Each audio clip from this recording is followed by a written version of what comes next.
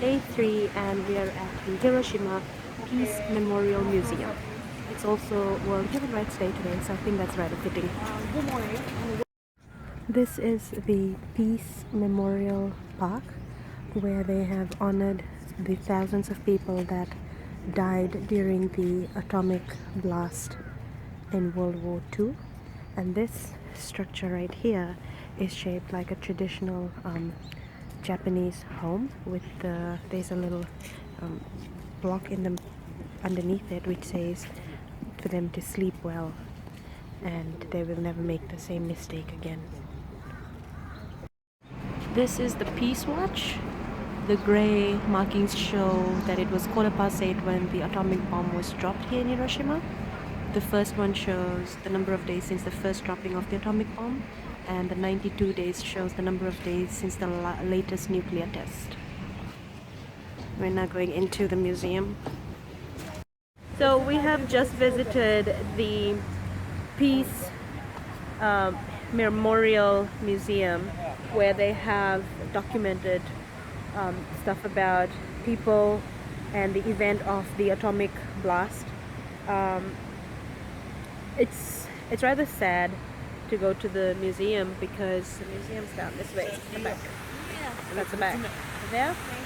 And so just going through the whole museum, there's a lot of documentation about kids that died as a result of the nuclear bomb, and most of us walking around in tears just reading it, and it's just really sad. I mean, if you're reading about, you know, a 3-year-old, you're reading about a 13-year-old, you're reading about a 12-year-old, you're reading about kids that went to school that day and never came back home, you're reading about kids that didn't want to go to school that day and their parents forced them to go because school's important, and then the parents were traumatized that they sent their kids to their death.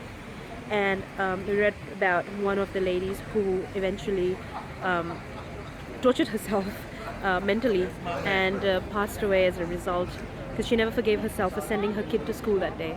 There was one about a little kid who died in the nuclear bombing, and he was riding his little bicycle, his tricycle, which he really loved, and the father could not come to terms to burying him in a cemetery, and he just buried him in the backyard with his tricycle and put a helmet on his head. And it's really heartbreaking to hear that. I think I'd rather blog the stuff that we read, but I would compliment the museum, the Hiroshima Peace Memorial Museum, on the technology they're using to actually give out this information. So we were given these lanyards with a remote kind of thing at the bottom of it, and it's got a little earpiece. So when you go to the certain stops, it has a number. You enter that number on your remote, press play, and in English it tells you what happened in that space. So for example, about the little kid with the tricycle, if whatever number is written at that museum box, you press the number, press play, and you get information about the little kid. So just reading that, we were just walking around crying because we're reading about all these little kids and even about grown-up people. But yeah, bombing is something that just needs to stop. Nuclears need to be done away with. And the fact that it's World Human Rights Day today, I think it's fitting that we're visiting the museum, but it's just super sad. So we're done from the museum now, and we're going to go with our coordinators to see the other places nearby. The flame here is lit, and at the Peace Memorial Museum, and they will put out the flame once there are no nuclear weapons on Earth.